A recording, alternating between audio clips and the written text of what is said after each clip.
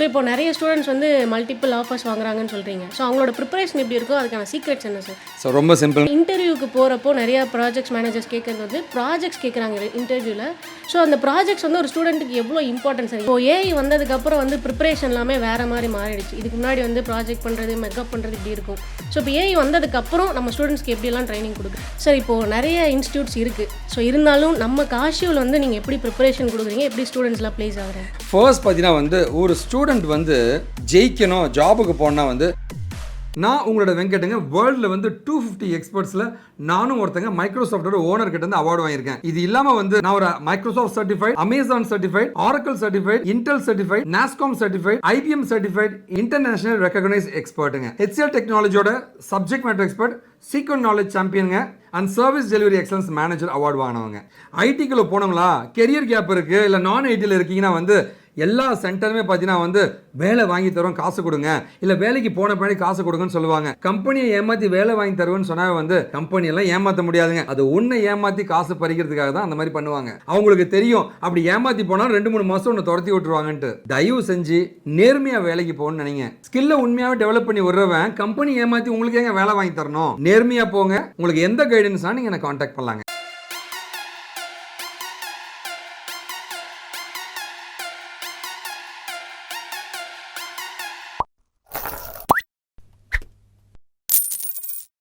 Welcome to our channel.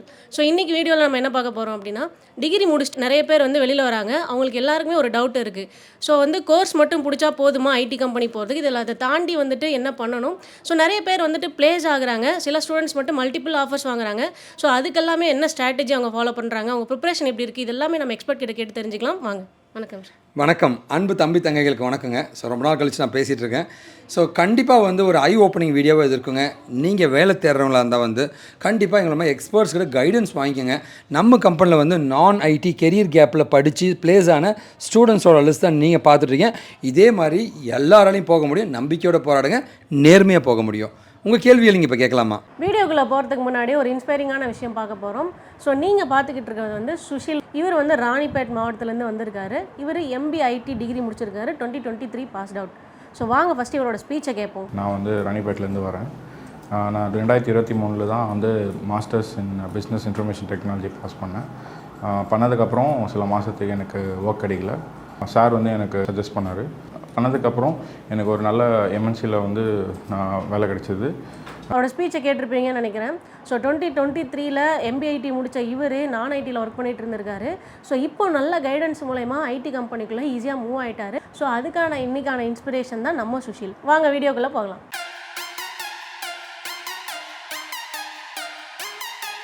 Sir இப்போது நிறைய institutes இருக்குது. ஸோ இருந்தாலும் நம்ம காஷியூவில் வந்து நீங்கள் எப்படி ப்ரிப்பரேஷன் கொடுக்குறீங்க, எப்படி ஸ்டூடெண்ட்ஸ்லாம் ப்ளேஸ் ஆகுறாங்க? ஃபர்ஸ்ட் பார்த்தீங்கன்னா வந்து ஒரு ஸ்டூடெண்ட் வந்து ஜெயிக்கணும், ஜாபுக்கு போனால் வந்து ஃபஸ்ட்டு கரெக்டான கோர்ஸ் தாங்க. சரிங்களா? கோர்ஸை வந்து கரெக்டாக சூஸ் பண்ணிட்டாவே போதுங்க, ஜாப் பாதி கிடைச்ச மாதிரிங்கம்மா. படிக்கக்கூடாத கோர்ஸ்ன்னு நிறையா இருக்குங்க.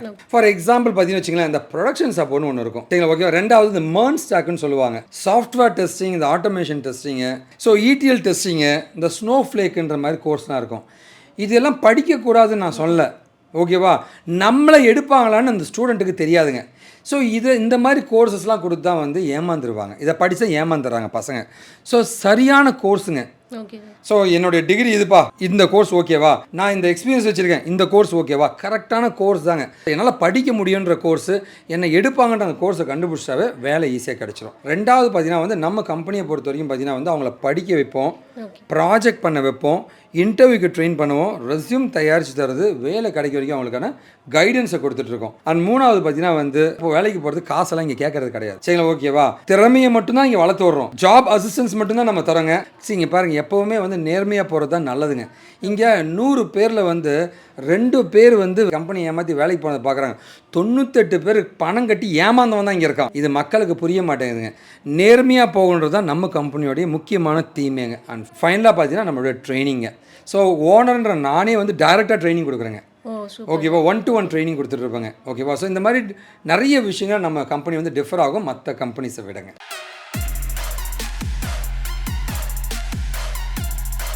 இன்டர்வியூக்கு போகிறப்போ நிறையா ப்ராஜெக்ட்ஸ் மேனேஜர்ஸ் கேட்குறது வந்து ப்ராஜெக்ட்ஸ் கேட்குறாங்க இன்டர்வியூவில். ஸோ அந்த ப்ராஜெக்ட்ஸ் வந்து ஒரு ஸ்டூடெண்ட்டுக்கு எவ்வளோ இம்பார்ட்டன்ஸ் சார், ஏன் அந்த ப்ராஜெக்ட் வந்து கேட்குறாங்க? ஆக்சுவலாக வந்து ஒரு கம்பெனியில் வந்து எதுக்குமா எடுக்கிறாங்க வேலைக்கு? ப்ராஜெக்ட் பண்ண தான். அந்த ப்ராஜெக்டை பண்ண தெரிஞ்சவனே எடுக்கிறாங்க, இவ்வளோ தான் ஆன்சருங்க.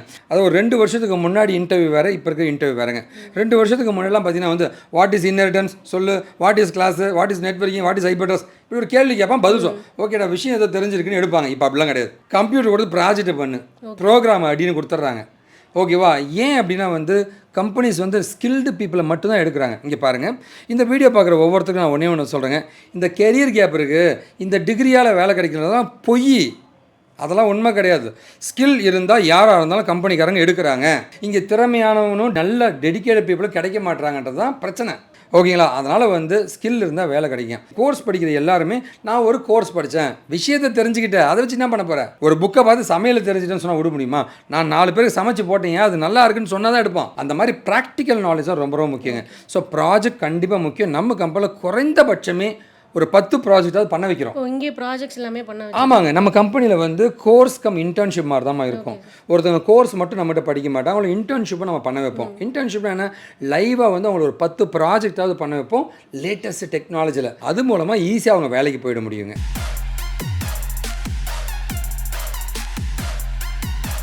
ஸோ கோர்ஸ் முடிச்சதுக்கு அப்புறம் நெக்ஸ்ட் அவங்க எப்படி ப்ரிப்பேர் பண்ணும் சார் இன்டர்வியூ போகிறதுக்காக? ஆக்சுவலாக வந்து நம்ம எல்லாத்துக்குமே ஒரு கைடன்ஸ் கொடுத்துருவோமா, அதாவது ஒரு போர்ட்டல் மாதிரி கொடுத்துருப்போம். நம்ம கோர்ஸ் எல்லாமே வந்து அப்படியே அழகாக டாபிக்ஸ் வைஸாக வித் வீடியோவோட கொடுத்து வச்சுருப்போம். 1. 2வது அப்படியே ப்ராஜெக்ட்டும் அதே மாதிரி கொடுத்து வச்சுருப்போம். இன்டர்வியூவில் என்ன மாதிரி கொஷின்ஸ் கேட்பாங்க, அதுக்கு எப்படி ஆன்சர் பண்ணுறதுன்ட்டு டெக்ஸ்ட் கண்டென்ட்டை கொடுத்து வீடியோவும் கொடுத்து வச்சுருப்போம். ஹெச்ஆர்கேஎல் இன்டர்வியூவில் என்ன கேட்பாங்கிறதையும் சொல்லி கொடுத்துருப்போம். கம்பெனியில் போய் எப்படி வேலை செய்யணும் நாங்களே சொல்லி கொடுத்துருப்போம். இப்போலாம் பார்த்தீங்கன்னா சினாரியோ பேஸ்டு கொஷின்ஸ் அது எல்லாமே நாங்கள் சொல்லி கொடுத்துருவோம். அதாவது இந்த மாதிரி ஒரு சுச்சுவேஷன் இருக்குது, இப்படி ஒரு ப்ராப்ளம் ஆகுது, அதுக்கு நீ என்ன ஆன்சர் பண்ண போகிற அப்படின்ற மாதிரி சினாரியோ தான் இப்போ கேட்குறாங்க. அதுக்கும் நம்ம கம்பெனியில் ஆன்சர் இருக்குங்க, எல்லாமே நம்ம கைட் பண்ணிவிடுவோம். அண்ட் அப்பார்ட் ஃப்ரம் தட் நான் திரும்பவும் சொல்கிறேங்க, ப்ராக்டிக்கல் நாலேஜ் இருந்துச்சுன்னா மட்டும்தான் வந்து இப்போ மார்க்கெட்டில் வேல்யூங்க. இன்னாமரஸ் அமௌண்ட் ஆஃப் நாலேஜ்னு சொல்லுவாங்க. ஃபார் எக்ஸாம்பிள் நீங்கள் நெட்வொர்க்கிங் கோர்ஸ் படிக்கிறீங்கன்னா வந்து ஏஐ பற்றி அவன் கேட்குறான், டெஸ்டிங் பற்றி அவன் கேட்குறான், கிட்டப் பற்றி கேட்குறான். எதுக்கு?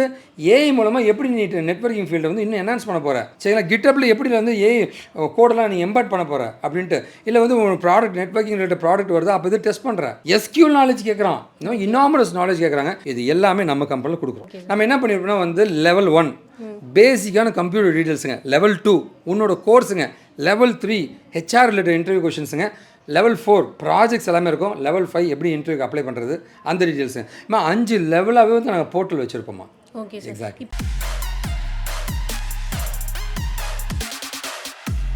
இப்போ ஏஐ வந்ததுக்கப்புறம் வந்து ப்ரிப்பரேஷன் எல்லாமே வேறு மாதிரி மாறிடுச்சு. இதுக்கு முன்னாடி வந்து ப்ராஜெக்ட் பண்ணுறது, மெக்கப் பண்ணுறது இப்படி இருக்கும்.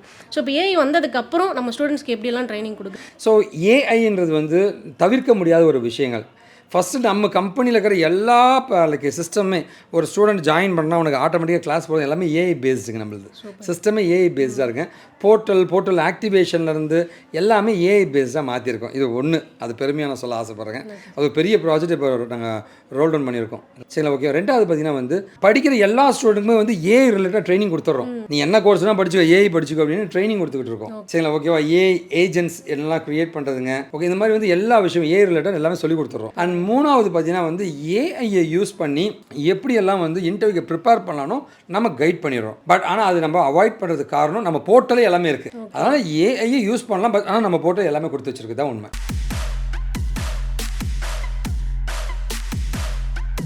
ஸோ இப்போ நிறைய ஸ்டூடெண்ட்ஸ் வந்து மல்டிபிள் ஆஃபர்ஸ் வாங்குறாங்கன்னு சொல்கிறீங்க. ஸோ அவங்களோட ப்ரிப்பரேஷன் எப்படி இருக்கும், அதுக்கான சீக்ரெட்ஸ் என்ன சார்? ஸோ ரொம்ப சிம்பிளுங்க. முதல்ல அதுக்கு முன்னாடி மல்டிபிள் ஆஃபர்ஸ் வாங்கினா சில ஸ்டூடெண்ட்ஸ்லாம் பார்க்கலாம். ஸோ 1 2 3 4 5 6 7 8 9 10 இன்னும் நிறைய இருக்குங்க. இவங்க எல்லாருமே வந்து நம்ம கம்பெனியில் படித்து மல்டிபிள் ஆஃபர்ஸ் வாங்கின ஸ்டூடெண்ட்டுங்க. சரி, அது பெருமையான சொல்ல ஆசைப்பட்றேங்க. ஸோ 2 ஆஃபர் 3 ஆஃபர், சில பையன்லாம் 7 ஆஃபர்லாம் வாங்கியிருக்காங்க, 7 ஆஃபர்ஸ்லாம் வாங்கியிருக்காங்க. ஓகேங்களா? சரி, உங்கள் கேள்விக்கான பதில் ரொம்ப சிம்பிள்ங்கம்மா. முதல்ல வந்து மைண்ட் செட் தான், நேர்மையாக நம்ம போகணும். அண்ட் 2வது பார்த்தீங்கன்னா வந்து டெடிகேஷன். பசங்க என்ன பண்ணுவாங்கன்னா வந்து நிறைய நோட்ஸ் எழுதுவாங்க, ரெகுலராக கிளாஸஸ் அட்டன் பண்ணுவாங்க.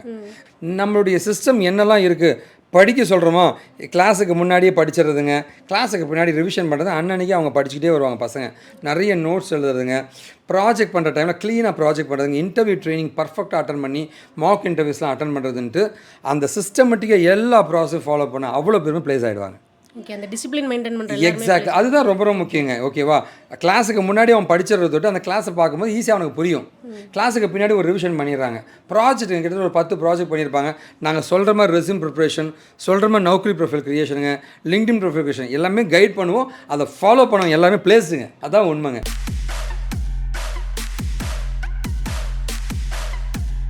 ஸோ நிறைய கேள்விகள் கேட்டிங்க, ரொம்ப சந்தோஷம்.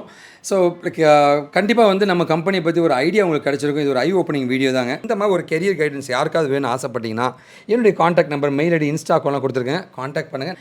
எல்லாராலையும் வேலைக்கு போக முடியும். ஜெயிப்போன்ற நம்பிக்கை மட்டும் இருந்தால் மட்டும் போதுங்க. ஸோ உங்களை மீட் பண்ணது ரொம்ப சந்தோஷமா. நன்றி. நன்றி.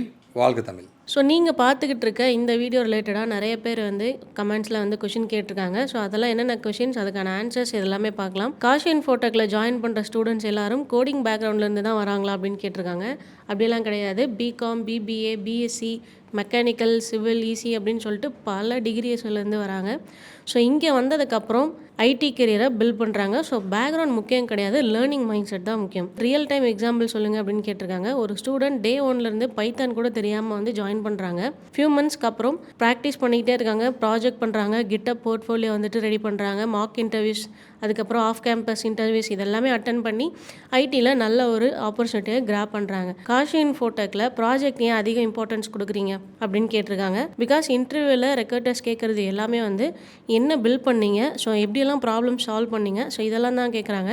இதெல்லாம் எப்படி பண்ண முடியும் அப்படின்னா நீங்கள் ப்ராஜெக்ட் பண்ணுறது மூலயமா தான் இந்த ஸ்கில்ஸ் எல்லாம் நீங்கள் டெவலப் பண்ணிக்க முடியும். நெக்ஸ்ட்டு வந்து ஸ்டூடெண்ட்ஸ் ஏஐ டூல்ஸ் யூஸ் பண்ணலாமா அப்படின்னு கேட்டிருக்காங்க. கண்டிப்பாக யூஸ் பண்ணலாம். ஏஐ வந்து ஸ்டூடெண்ட்ஸ்க்கு யூஸ் பண்ணும், பட் ஓன் திங்கிங்கை வந்து ரீப்ளேஸும் பண்ணாது. ஸோ அதனால் வந்து நீங்கள் ஏஐ யூஸ் பண்ணி லேர்ன் மட்டும் பண்ணிக்கிறது நல்லது. நெக்ஸ்ட் வந்து biggest mistake students course join பண்ண பிறகு என்ன பண்ணுறாங்க அப்படின்னு கேட்டிருக்காங்க. ஒரு டெக்னிக்கல் வீடியோ ஃபுல்லாக பார்த்து முடிக்கிறதுனால மட்டுமே அவங்க லேர்னிங் அப்படின்னு நினச்சிக்கிட்டு இருக்காங்க. பட் அப்படி கிடையாது. ஸோ அதுலேருந்து நம்ம கற்றுக்கிட்டு ப்ராஜெக்ட்ஸை பில்ட் பண்ணுறது மூலயமா தான் நம்மளால் வந்துட்டு லேர்னிங் அப்படிங்கிறது ஸ்டார்ட் பண்ணவே முடியும். So next question, placement preparation எப்போ ஸ்டார்ட் பண்ணுறது அப்படின்னு கேட்டிருக்காங்க. பிளேஸ்மெண்ட் ப்ரிப்பரேஷனுக்கு தனியாக டைம் தேவையில்ல. டே 1லேருந்தே பேரலாக நீங்கள் வந்துட்டு கற்றுக்கணும். கூடவே வந்து ரெஸ்யூம் பில்ட் பண்ணுறது, லிங்க்டின் ப்ரொஃபைல்ஸ் அண்ட் வந்து கம்யூனிகேஷன் ஸ்கில்ஸ், இன்டர்வியூ ப்ரிப்பரேஷன், கிட்டப்ஸ் இதெல்லாமே பேரலாக தான் நீங்கள் வந்துட்டு கற்றுக்கணும். ஸோ நெக்ஸ்ட்டு வந்து ஒரு ப்ராஜெக்ட் போதுமா ஐடி ஜாப்க்கு அப்படின்னு கேட்டிருக்காங்க. So better to do multiple ப்ராஜெக்ட்ஸ்ன்னு தான் சொல்லுவோம். பிகாஸ் வந்துட்டு ஒரு mini project 2 industrial level projects இருந்தால் தான் உங்கள் போர்ட்ஃபோலியோ ரொம்பவே ஸ்ட்ராங்காக இருக்கும். நெக்ஸ்ட் கொஷின் வந்து ஸ்டூடெண்ட் டெய்லி வந்து ப்ராக்டிஸ் பண்ணணுமான்னு கேட்டிருக்காங்க. கண்டிப்பாக டெய்லி படிக்கணும். ஸோ டெய்லி ஒரு கான்செப்ட்டு, ஒரு கோடு அண்ட் வந்துட்டு ஒரு ப்ராஜெக்ட்ஸ் கூடவே பண்ணுங்கள். அண்ட் ஒரு ப்ராப்ளம் சால்வ்ஸ், இந்த மாதிரி டெய்லி கன்சிஸ்டண்ட்டாக படிக்கிறது கெரியர் க்ரோத்துக்கு ரொம்பவே இம்பார்ட்டண்ட்டாக இருக்கும். ஐடி ஜாப் கிடைக்காத ஸ்டூடெண்ட்ஸ் என்ன செய்யணும் அப்படின்னு கேட்டிருக்காங்க. ஸோ ஒன் டைம் ரிஜெக்ட் ஆகிறதுனால வந்துட்டு வெக்ஸ் ஆக வேண்டாம். கூடவே வந்து ரெஸ்யூம் கொஞ்சம் இம்ப்ரூவ் பண்ணுங்கள், ப்ராஜெக்ட்ஸை இம்ப்ரூவ் பண்ணுங்கள், கம்யூனிகேஷன்ஸை வந்து இம்ப்ரூவ் பண்ணுங்கள். ஸோ ஒன்று இம்ப்ரூவ் பண்ணுறது மூலமாக அகைன் நம்மளுக்கு பெட்டர் ப்ரொஃபைலும் கிடைக்கும், ஆப்பர்ச்சுனிட்டிஸும் கிடைக்கும். ஃபைனலாக வந்து Kashi Infotech students success secret என்ன அப்படின்னு கேட்டிருக்காங்க. ஸோ காஷி இன்ஃபோடெக் ஸ்டூடெண்ட்ஸ்க்கு வந்துட்டு லக்கோ இல்லை வந்து ஒரு சர்டிஃபிகேட்டோ அவங்களுக்கு ஹெல்ப் பண்ணுறதில்ல. கரெக்டான கைடன்ஸும் ப்ராஜெக்ட் ப்ராக்டிசஸும் கண்டினியூஸாக அவங்க ப்ராக்டிஸ் பண்ணுறதையும் இன்டர்வியூ ப்ரிப்பரேஷன் அண்ட் வந்து ஸ்டூடெண்ட்டுமே கன்சிஸ்டண்ட்டாக வந்துட்டு ஹார்ட் ஒர்க் பண்ணிக்கிட்டு இருக்கிறது தான் காஷி ஸ்டூடெண்ட்ஸ் வந்து ஈஸியாக சக்ஸஸ் ஆகிறதுக்கு காரணம். ரொம்ப பெருமையாகவும் சந்தோஷமாக சொல்ல ஆசைப்படுறது இவங்க எல்லாமே நம்மகிட்ட படித்து பிளேஸ் ஆன ஸ்டூடெண்ட்ஸுங்க.